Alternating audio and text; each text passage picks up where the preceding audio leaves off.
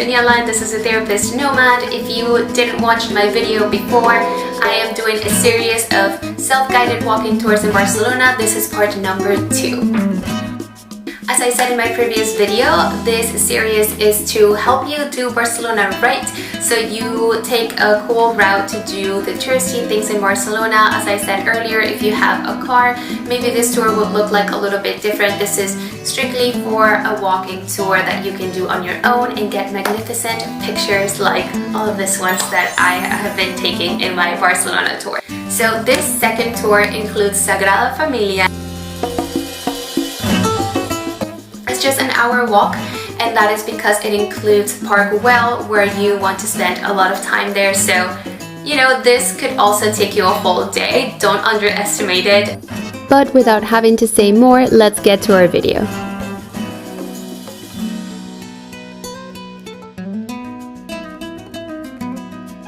We're going to start this tour with a secret gem not everyone tells you about. The Saint Pau Art Nouveau site. It used to be a hospital known as the Hospital of Santa Cruz or the Hospital of the Holy Cross. Why is it no longer a hospital? Well, by the late 19th century, due to the rapid growth of Barcelona's population and advances in medicine, the hospital became too small. So in 1997, it was declared a World Heritage by UNESCO due to its beauty.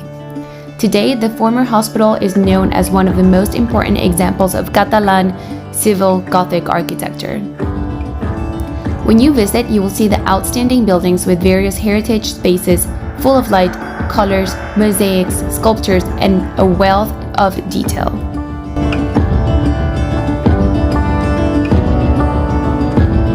From here, we're going to head south towards the unique and like no other Sagrada Familia.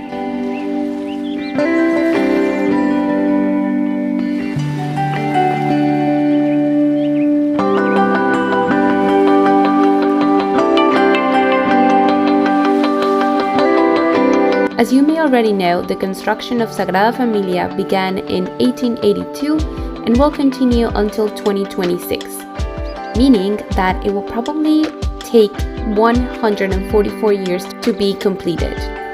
If we compare it to other magnificent structures, the Taj Mahal took 21 years to be completed and St. Peter's Basilica in the Vatican took 120 years. Statistics say that La Sagrada Familia receives around 4.7 million visitors per year, and most people don't go inside. However, it's highly recommended that you do. The tickets are 27 euros for adults, and inside you will appreciate culture, architecture, lights and colors, and of course, Catholic inheritance.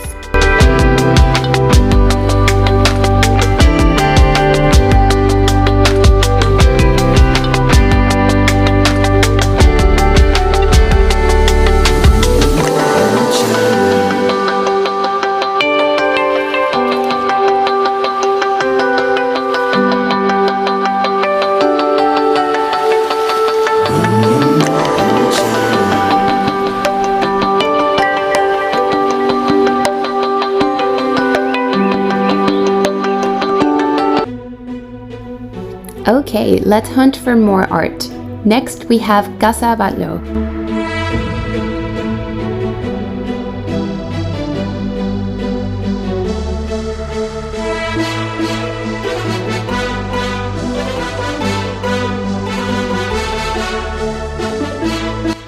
Casa Batllo was a renovation of a building designed in 1877 by Emilio Sala Cortés, who actually was Antonio Gaudi's teacher.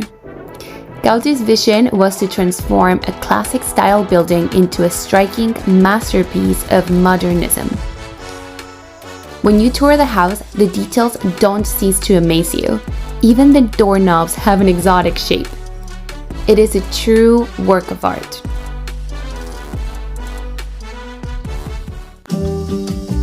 Ready for more? Come with us to Casa Mila.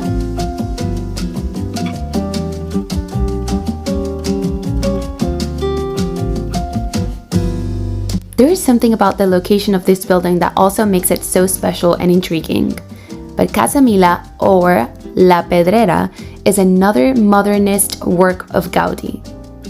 This building is one of Barcelona's icons and was the last building that Gaudi worked on before he devoted his attention to La Sagrada Familia. If you go inside, you will appreciate the different exhibitions that will inspire you with insight into how Gaudi took inspiration from nature for his works. Also, the warrior rooftop offers a unique 360 view of a city. It's genuinely remarkable.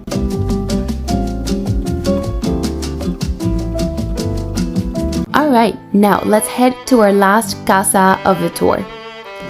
This one is not as known by tourists, but I think is a total gem. Casa Vincens.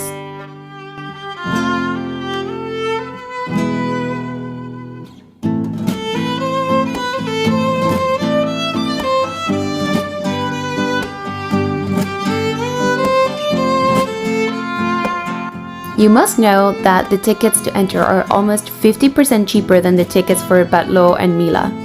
So if you are on a budget and decide not to enter to the other two houses, this one could be an option for you.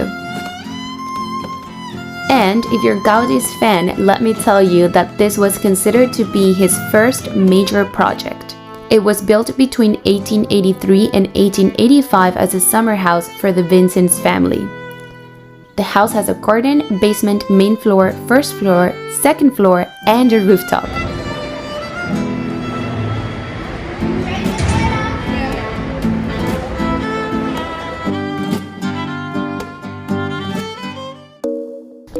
Now we're finally heading to the second top destination of this tour, Park Güell.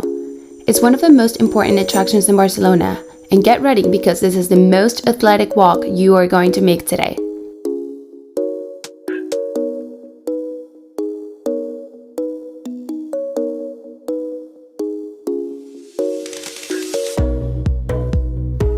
Just kidding. Luckily, Catalans are thoughtful enough that they installed escalators on your way up to Park Güell. I was ready for the hike, but I'm not going to lie, the escalator was a blessing and also very fun.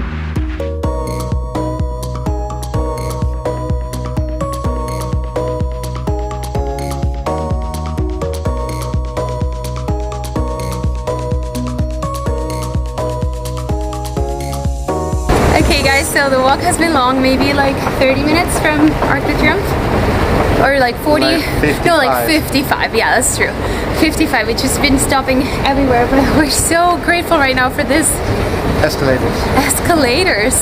They're taking us to heaven so smoothly. Okay, let's go back to our topic.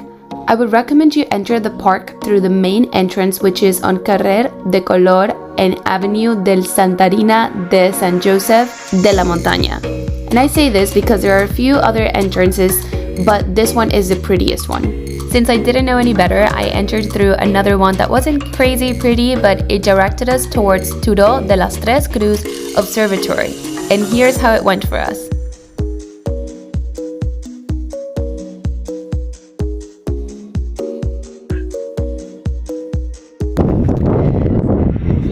I really want to hear your thoughts on this basketball court. Put a basketball court in the middle of the sand on dirt.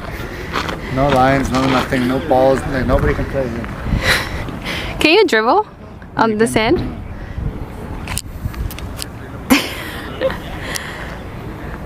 Shame.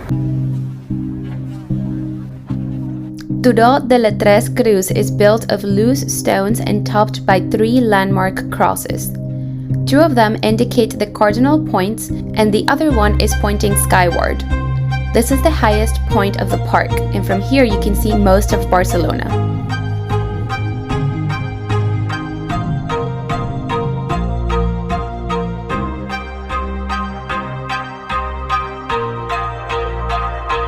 After enjoying the beautiful views of Barcelona, we made our way to the center of the park to meet the Greek Theatre, also known today as a nature square.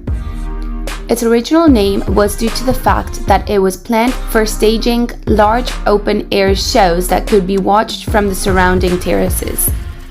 Today, this is a place where visitors hang out and spend time on romantic dates, games, chats with friends, and of course, lots of pictures.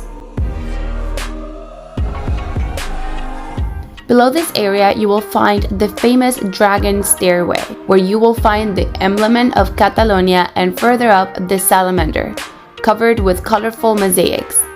This has been the most popular image of the park. Hopefully, you're lucky enough to get a nice picture here without tourists around.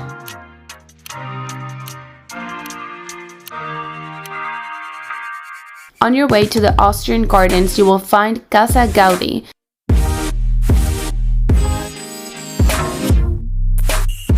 Here's where Gaudi resided for several years. It is now a museum, but it has been closed for some reason, so we couldn't go in. Next, Austrian gardens, which take their name from trees donated by Austria for the 1977 Vienna and Barcelona exhibition.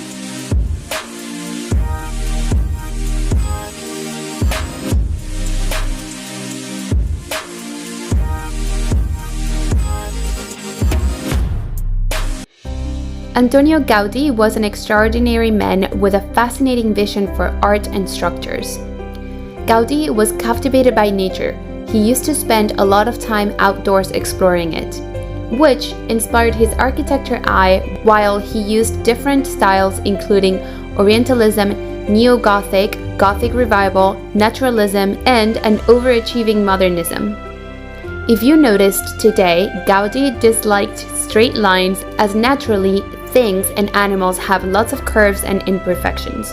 His originality has brought the attention of many all over the world. Therefore, 7 of his works were declared World Heritage Sites by UNESCO between 1984 and 2015. Gaudi died tragically in a traffic accident in 1926. He was mistaken for a beggar and did not receive immediate medical attention. After his death, Gaudi's work suffered a period of neglect, but his reputation recovered in the 1950s.